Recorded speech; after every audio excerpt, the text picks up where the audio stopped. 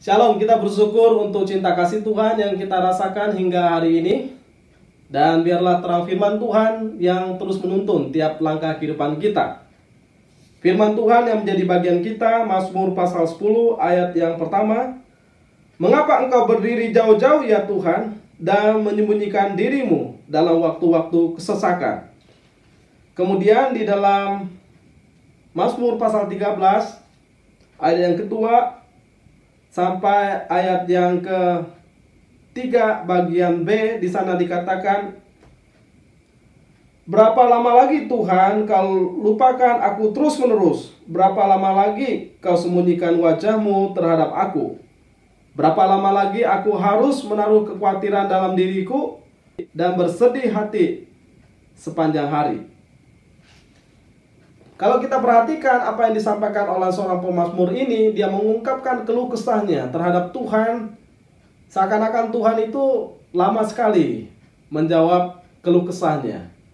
Dan dia juga berkata bahwa Allah itu seakan-akan kok berdiri jauh-jauh, kok Allah itu menyembunyikan wajahnya.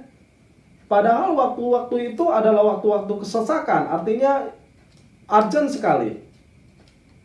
Genting sekali, dia butuh segera pertolongan Tuhan. Ya, kalau waktu-waktu yang tidak memerlukan Tuhan segera, mungkin dia bisa menunggu. Tetapi ini seakan-akan Tuhan kok berlama-lama, mengulur-ulur waktu. Dan dikatakan, berapa lama lagi Tuhan kau lupakan aku terus-menerus, sampai dia rasakan Tuhan kok melupakan dia. Berapa lama lagi dikatakan aku harus menaruh kekhawatiran dalam diriku. Udah khawatir. Kemudian bersedih hati sepanjang hari. Memahami tentang kehidupan ini tentu tidak sederhana, saudara. Ada suatu seni kehidupan yang tidak bisa kita pahami secara utuh. Dan itu kita sebut sebagai misteri. Yang kadang kita pengen Tuhan segera, ternyata Tuhan seakan berlama-lama. Kita ingin Tuhan dekat, tetapi kok Tuhan serasa jauh. Tetapi itulah pergumulan kehidupan keberimanan kita. Dan ini realita yang kita hadapi hari lepas hari. Kadang-kadang waktu kita sudah betul-betul membutuhkan Tuhan, rasanya jawaban Tuhan itu lama sekali dan terlambat. Rasanya kita sudah tidak mau berharap lagi. Tetapi dalam bagian ini kita diajarkan untuk memahami bagaimana hubungan dengan Tuhan seutuhnya. Tetapi yang menarik adalah pemazmur berkata, kenapa Tuhan engkau berdiri jauh-jauh? Artinya dia merasa kok Tuhan itu jauh sekali. Satu sisi dia rasa Tuhan dekat. Waktu kapan? Pasti waktu dia sangat bahagia, dia mendapatkan jawaban-jawaban daripada Tuhan. Tetapi waktu Tuhan tidak menjawab, rasanya Tuhan jauh. Namun yang menarik, waktu seseorang rasa Tuhan jauh, sebetulnya disitulah dia sadar dia membutuhkan Tuhan. Jangan sampai kita tidak pernah tahu kapan Tuhan jauh, kapan Tuhan dekat. Meskipun sebetulnya di dalam pemahaman secara teologi Tuhan tidak pernah jauh, bahkan Tuhan selalu dekat. Alkitab berkata dia adalah Allah Immanuel, yang berarti Allah yang berserta dengan kita.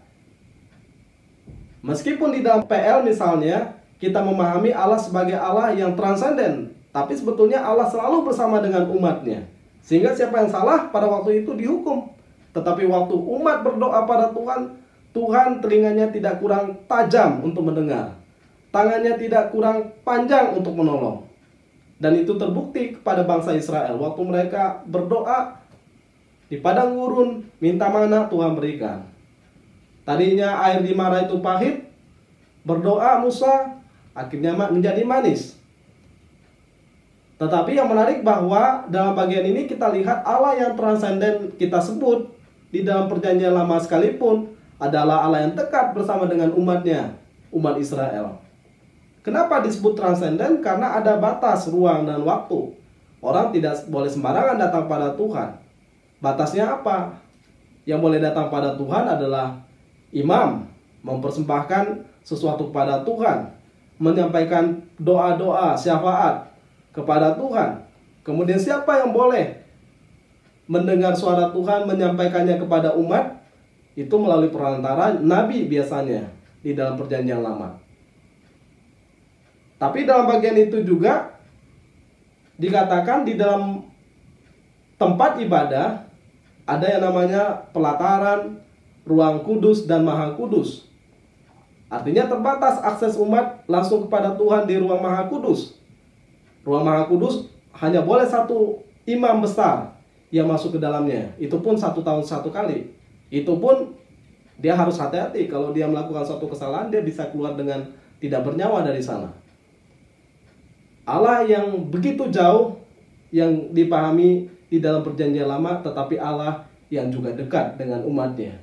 Kemudian Allah itu bukan hanya Allah yang kita pahami sebagai Allah yang transenden. Kita memahami bahwa Allah itu memang Allah imanen yang sangat dekat melalui kehadiran Yesus Kristus yang telah menebus kita.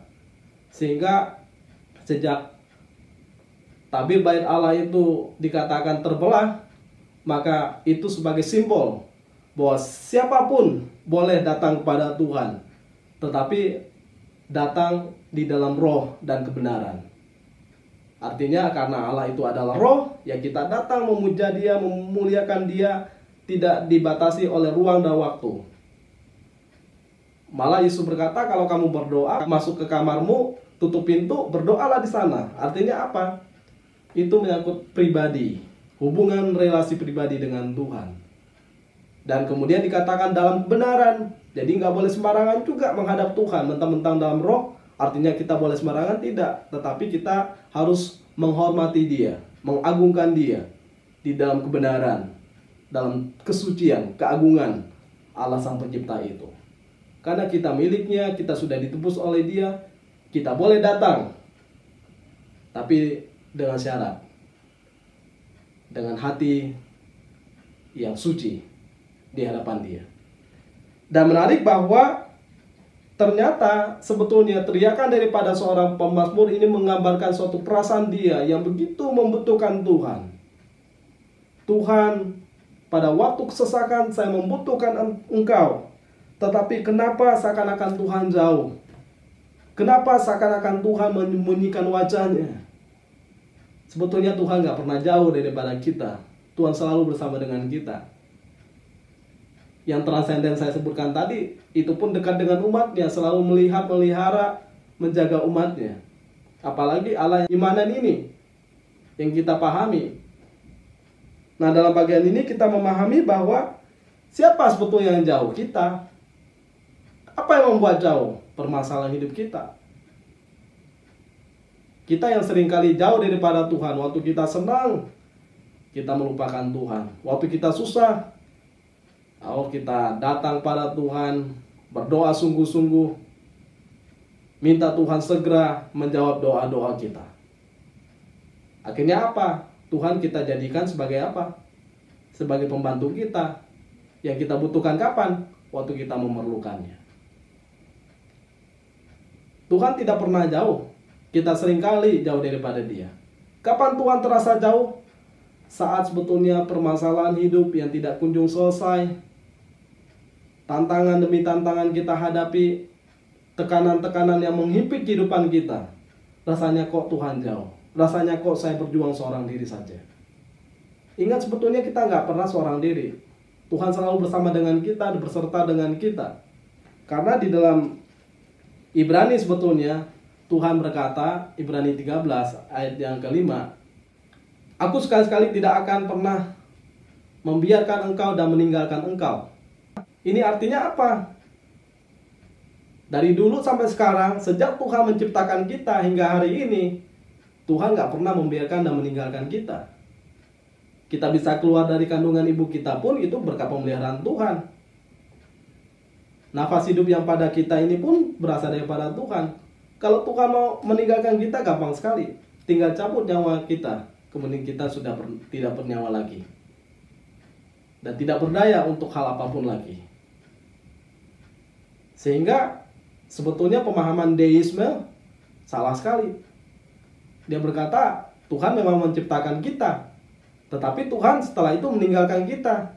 Dia berkata alasannya adalah begitu banyak kelaparan, begitu banyak peperangan, begitu banyak bencana alam, Apalagi kalau situasi hari ini ada virus, itu membuktikan bagi dia kalau Tuhan meninggalkan.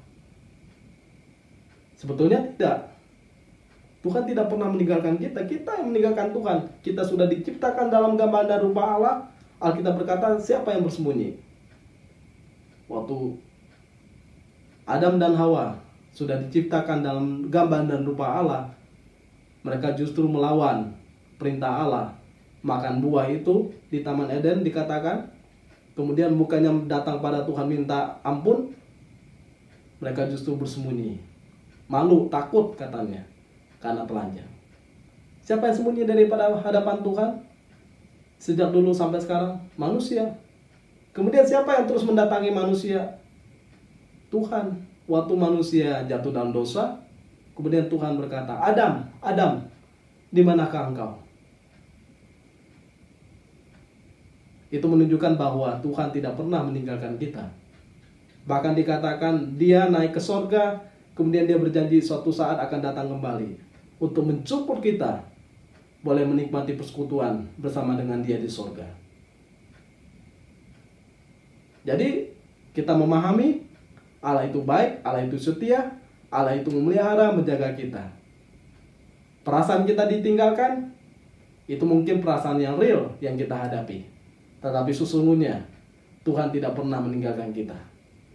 Di dalam keadaan kita kaya, di dalam keadaan kita miskin, di dalam keadaan kita sehat, di dalam keadaan kita sakit, di dalam ada masalah, dan di dalam tidak ada masalah, Tuhan selalu memelihara, menjaga bersama dengan kita. Karena dia adalah kepala kehidupan kita, kepala rumah tangga. Dia adalah kepala dari segala bagian dalam kehidupan kita. Sebab itu patutlah kita bersyukur pada dia, bergantung pada dia dengan penuh.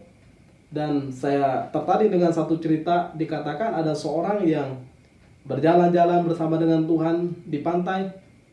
Kemudian dia berkata, Tuhan, saya bersyukur padamu karena kebaikan Tuhan luar biasa. Waktu saya sakit, Tuhan sembuhkan. Waktu saya sedih, Tuhan hiburkan. Saya juga bersyukur, telinga saya boleh mendengar, mata saya boleh melihat, otak saya boleh memiliki kepintaran. Dan saya bersyukur boleh mengenal Tuhan sebagai Allah yang menciptakan langit dan bumi ini. Tetapi tidak terasa dia bercakap-cakap dengan Tuhan di pinggir pantai itu. Kemudian ombak itu menerjang. Dan dia cepat-cepat berlari. Lalu tadinya dia lihat ada 4 kaki, kemudian sekarang kok tinggal 2 kaki. Dia komplain pada Tuhan. Tuhan, di mana kaki Tuhan? Kenapa yang saya lihat hanya 2 kaki saja? Kenapa Tuhan membiarkan saya seorang diri? Kenapa saya harus berjalan dengan tertati-tati, dengan penuh ketakutan, dengan penuh air mata, dengan penuh kesusahan? Saya rasa Tuhan itu jauh, padahal saya begitu membutuhkan Tuhan. Kemudian Tuhan berkata, anakku, saya tidak meninggalkan engkau. Engkau tahu, waktu engkau lari dari ombak itu, sebetulnya kaki yang kamu lihat itu, yang satu pasang itu kaki saya. Dan kamu ada dalam gendongan saya. Kadang mulut kita terlalu cepat ya, berkata Tuhan engkau baik, engkau luar biasa. Tapi waktu ada masalah, kita rasa ingin berkata, engkau jahat Tuhan, engkau tidak peduli. Padahal ini waktu sesak, waktu saya begitu membutuhkan engkau. Sebetulnya kalau kita mau dengar suara Tuhan, anakku, kamu tidak seorang diri. Saya bersama dengan engkau. Kiranya firman Tuhan ini menolong kita untuk kita tetap teguh. Karena saya meyakini, kalau kita ada sampai hari ini, itu berkat cinta kasih Tuhan.